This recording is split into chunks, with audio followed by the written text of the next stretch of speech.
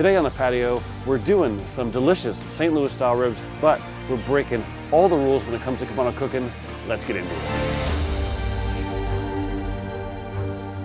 What's up, barbecue fans? Welcome back to the patio. My name's Jake. You're watching Mama Cook. Today on the channel, we're doing some St. Louis style ribs.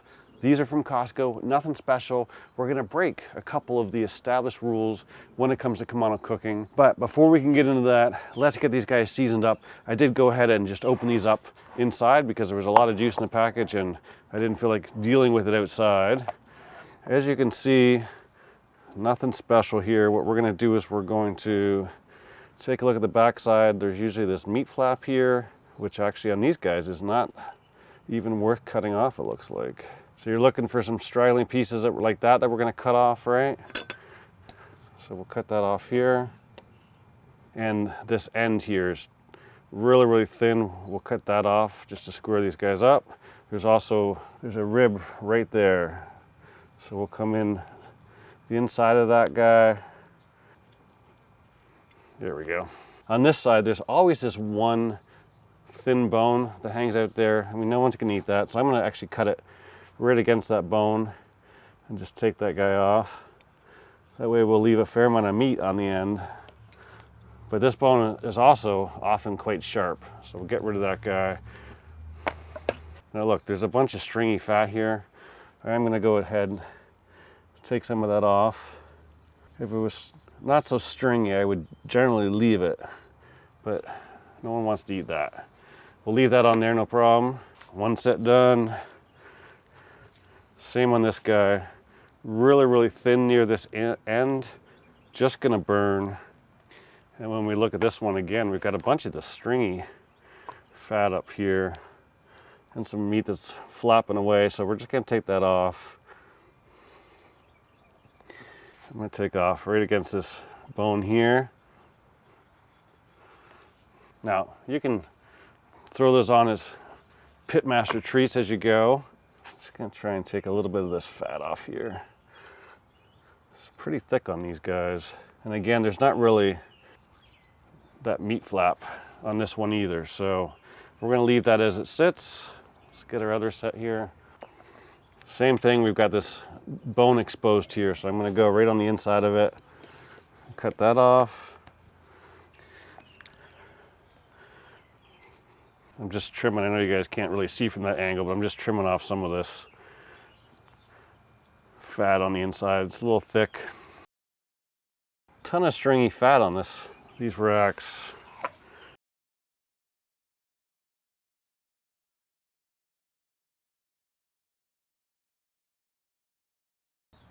All right, so we'll leave those as they sit, like so. Throw this over here. What I've got here is I've just got some Franklin's barbecue. This is just the brisket spice rub. It's only salt and pepper, but I bought it for some other videos and it's time to use it up. This is granulated garlic. And what I did here is I measured this, and this is 9 tablespoons. So I'm gonna put in a tablespoon and a half here of granulated garlic. And I'm gonna go get my onion powder real quick. So for this one, I've only got onion powder. I thought I had granulated garlic or granulated onion powder, or granulated onion, but I do not. And for those eagle eye people, I set my shaker right in my meat juices there. That just brings up a tip, right? When you're prepping meat, inside or outside, be aware of what you're doing. You're gonna make mistakes. Just clean things off as you go along.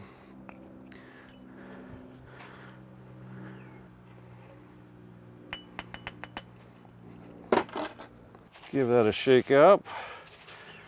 And from the looks of this is almost like a 50-50 salt and pepper.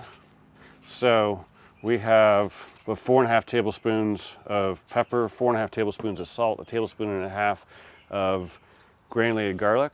Try to use granulated, it's better than powder, and 1.5 tablespoons of onion powder. Pretty simple rub here. Now you could use some paprika for some color. I'm gonna skip that today. They're gonna get some color from the smoke regardless. Put these racks this way, I can probably see all three.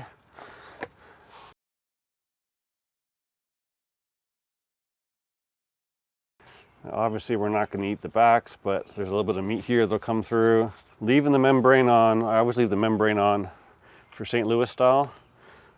Helps hold in the moisture.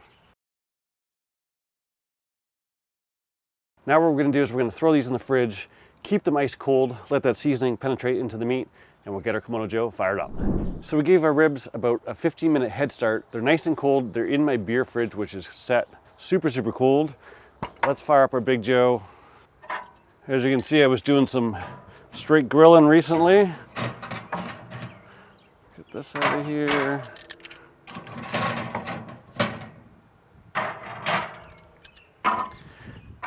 Take our ash tool here. We'll just break this down a little bit.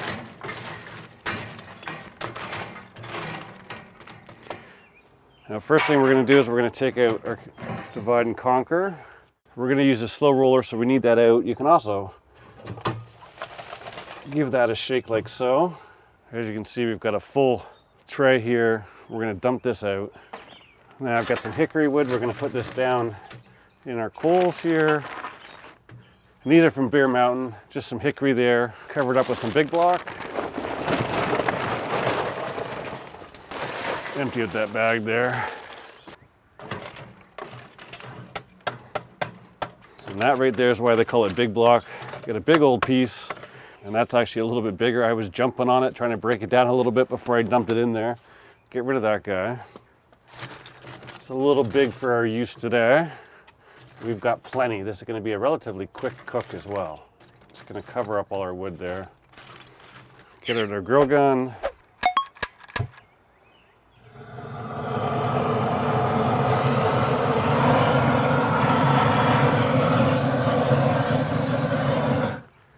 Now, right out of the gate here, we're going to throw another big piece right there.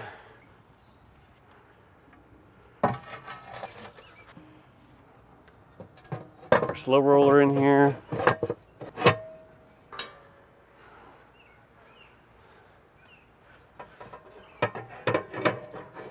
Going to put a big drip tray here. This is the new 18-inch one from smokeware.com. And then we're going to put these guys right back in. Like so. We're not putting any water or anything here. We just want to use that for a drip tray. Let's close this guy up. We're going to open up our dome all the way just to get this going.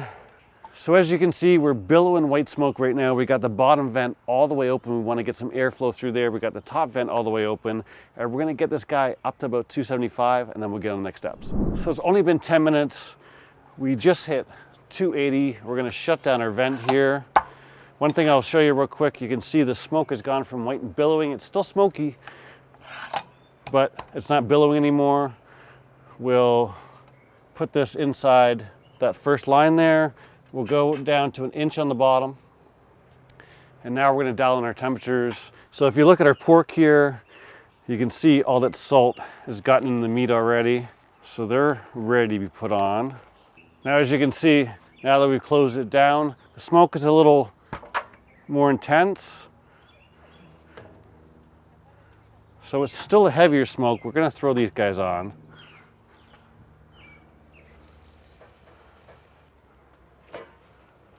These guys. We're leaving a little bit of a gap here between the meat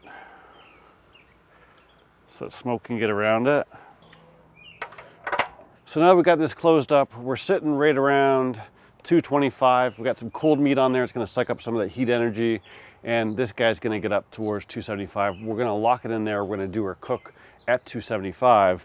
But as you can see, I'm breaking a couple rules right out of the gate. Number one, we're running with a little bit of dirty smoke here, right? Over the last year and a half, I've really been playing with smoke, and one of the reasons I've been playing with it so much is because I spent a year and a half on my workhorse every weekend cranking out meat and learning how to use an offset. And one of the things I learned there is that too clean of smoke is not a great thing. Your meat really lacks flavor. So in the beginning, I was using too clean of smoke, and then I went to what pretty much everyone says, thin blue smoke. And then I started messing around a little bit, and a couple times I ran dirty smoke, and I was like, you know what? It doesn't taste that bad. You know, like I was worried it would taste terrible. And I mean, I wasn't doing it on purpose. It was me learning the art of an offset. And then, you know, you started to watch Jeremy Barbecue talk from Goldie's, and he puts his meat on right in dirty smoke from the get-go. And then Mad Scientist Barbecue came out with a video saying I was wrong, and it had clean, super clean smoke, then traditional smoke, and then a little heavier smoke. And he said he had been running with a heavier smoke right out of the gate and cleaning it up at the end. With my Yoder, really experimenting a lot with that, and I've been breaking out some smoke tubes, and I've come up with a rule of thumb that has worked really well for me. I have not gotten any bad taste from some dirty smoke, and really what I'm doing is max 4 hours or max half the meat. So if I'm doing a brisket, I'll fill up that entire tube. That'll go 4.5 hours. I'll let that run. If I'm doing ribs that are 4 hours, I'll run a smoke tube for 2 hours. I've done this with pork. I've done it with like ribs, pork shoulders, briskets, lots of different things, and I've turned out some great food. So today what we're doing is we're gonna run a little dirty smoke in the beginning. I've been using a Kamado grill for 8 years, and in that time, I've played with the wood on top, I've played with the wood on the bottom, I've played with the wood in the middle, I've added wood on top throughout the cook. And, you know, a lot of people get crazy about dirty smoke because, you know, if you get into white billowing smoke, it will get bitter and acrid. There's no doubt about it, right? But if you run a little heavier smoke in the beginning like that, I don't think we're gonna hurt the meat in the Kamado. I have not tried it yet. Today we're trying it, and I may be wrong, but I think that we can get away with it because that's gonna naturally clean up within the next 30, 45 minutes, maybe an hour tops, and then it's gonna go to a super, super clean smoke. So I think we're gonna get the same effect. The other thing that I did here today is that I didn't even preheat my dome. I mean, it's hot, but I didn't preheat it to 275. As I said, there's some rain coming in. I just wanna get cooking. Not that I can't use this in the rain, but I can't have the cameras out here and take you on with a mission. So when I was thinking about my dirty smoke video, I was like, you know what? I'm gonna skip the step of preheating the dome and see what happens, because it's only gonna be about 30 minutes tops, and then the dome's gonna get hot and we're gonna get all those benefits from Kamado style cooking. So we're trying a couple different things here today. What I'm gonna do is let these roll for about an hour, then we'll start spraying and we'll get on with the video. Been an hour, let me show you what we're up to here. You can see we've got just a little bit of smoke, as I expected. Within about 30 minutes, the smoke really died down and went to more of a bluish smoke. So we've got a little bit flowing, but we've got to give our ribs a spray here. As you can see, they're looking absolutely delicious. Let's give these guys a spray. Now this is the first spray. And I'm just using straight water. No apple cider vinegar today, keeping it simple. Now what that water is gonna do is it's gonna help that smoke adhere to the meat. And now we're gonna spray probably about every 30 minutes or so, maybe 40 minutes. Now lots of people know about 3-2-1.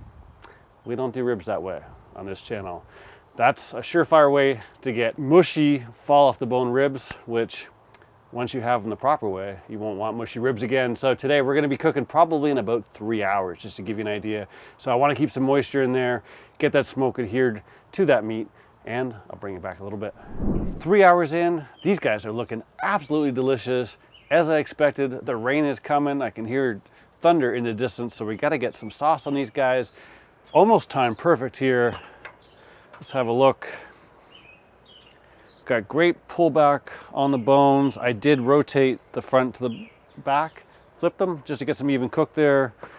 And 199, keep touching the bone here. 200-ish, 197, 200. We're in really good shape, temp-wise. Can't really get, but you can see, whew, that's hot. You can see that we can pull them up a couple inches and still get the ends to touch. So they're right where I want them. We're actually gonna use some of this Goldie's barbecue sauce. I used it a while back. It was delicious, and I remembered I had it, so we're gonna put some of this on.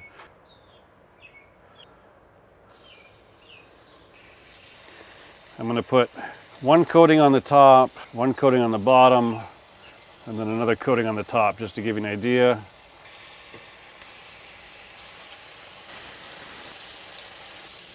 Now what we're gonna do is we're just gonna let that tack up for about 5 minutes. Then I'll flip them, we'll do the other side. Been 5 minutes, let's flip these guys over.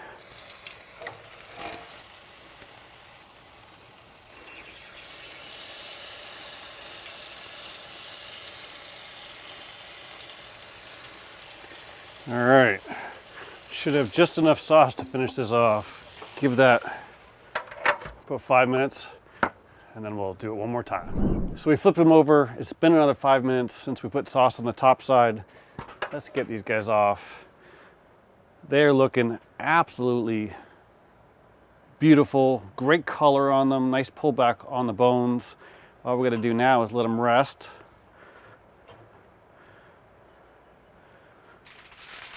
And all we're gonna do here is we're gonna loosely wrap these.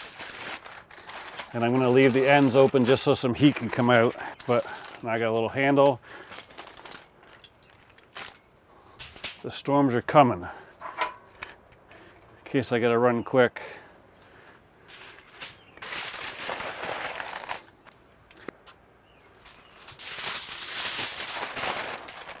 So what we're gonna do now is we're gonna give these guys about 20 minutes or so to cool down a little bit, and then we'll give them a taste. So you know the saying, the calm before the storm? Well, there was a breeze. There's no longer a breeze, and the dark clouds are coming. So we're not taking a chance. We're gonna open these guys up and give them a taste so I can get my equipment in here and my umbrella down before it gets crazy. While we're doing that, let me tell you about the contest. So on my channel, every video I do a contest, Tuesday to Tuesday, Thursday to Thursday. Super easy to enter. All you gotta do is you gotta be subscribed to the channel. You gotta like this video, and you gotta use the hashtags that match that video. So for this video, we will do hashtag breaking the rules, hashtag St. Louis ribs. Hashtag breaking the rules, hashtag St. Louis ribs. Let's look at last week's winner. So I forgot to tell you what the contest is for. It's for a $25 gift card to appbbq.com. I'll do a random comment picker on my next video. If I draw your comment, you'll get a $25 gift card. If you happen to be a Patreon member, here's the link. Support me on my YouTube journey. It starts at $5. I'll double it and I'll make it 50 bucks for you. Let's look at these ribs. There's the raindrops. They are looking pretty darn good, if I do say so myself. They are a little hotter than I would like. I like to let them rest a little bit, but it is what it is. Give these guys a flip over here so we can see our bones. Take a rib right at the middle there. Beautiful smoke ring, lots of moisture. I mean, look at that. Let's say I nailed them. I don't even have to try them. I know they're gonna be good. Doesn't mean I won't try it.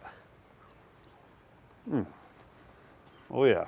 If you guys haven't tried that Jerby's, or well, Goldie's barbecue sauce, it is actually quite good. Tried it a few times. Perfect if you just got some salt, pepper, garlic on your ribs. You don't always need to use a rub. The right sauce just helps cap that off. Clean bite, mission accomplished. Let me wipe off my face here. Those are absolutely delicious. Really happy with those. Turned out really, really well. So before we close up, let's talk about the whole reason behind this video. We did two things. Didn't get the dome preheated, and I threw it in some kind of dirty smoke. Wanted to see if it got too smoky. I even used some hickory to see if it put it over the edge, but it did not. They're not too smoky. We've got a great smoke ring there, but the smoke tapered off as I expected in about 30 minutes, and just was a light blue smoke the entire rest of the time, and they turned out perfect. Dome temp for this cook did not matter at all. Now there are times when having that dome preheated really helps. In this situation, they turned out perfect. It was hot in 30 minutes, and we got 2.5 hours in once it was fully up to temperature, and we're in good shape. Now if you're doing 3-2-1 ribs, throw that method out the window. That will not turn out great ribs. 3 hours at 275, these are done. No wrap, just a lightly tent wrap to rest them for 15 minutes, and they're perfect. If you like the video, give it a thumbs up. If you're not subscribed yet, do so below. Thanks as always for watching. I'll see you soon.